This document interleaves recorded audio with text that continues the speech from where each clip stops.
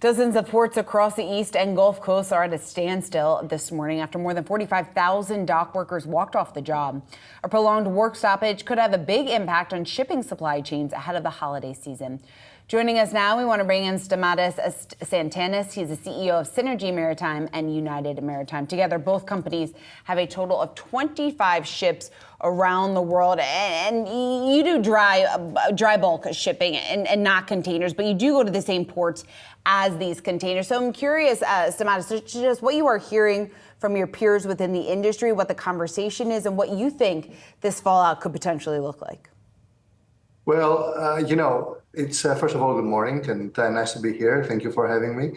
I think it's a combination of a number of negative events because it's not only the port strike that has been affecting the cargo flows, but also the Red Sea disruption. So a lot of things, that are actually aiming towards the east coast of the United States have already been diverted around the Cape of Good Hope. And, having to face with a strike and closed ports, that is, another negative effect. So altogether, I believe it's negative. I think that the cargo flow of consumer goods will be severely affected. And, for the time being, I don't really see any resolution other than it's just very bad for the U.S. economy.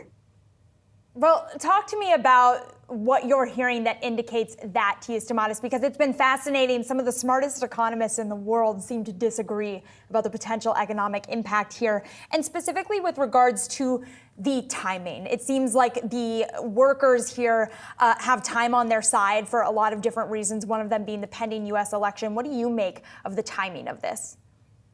Well, of course, the timing couldn't be better for the workers because, there's maximum leverage. It's one of the, most tied U.S. elections in recent history. And, it goes without saying that the workers will try and get the maximum leverage from the government to get what they're asking for. So if you ask me from their perspective, I believe it's great timing. As for the cost for the U.S. Economy, I believe it's kind of self-evident here. They talk about $4.5 to $7.5 billion of losses per week. So I don't really see how that is not going to be affecting, consumer spending and, the availability of a lot of products.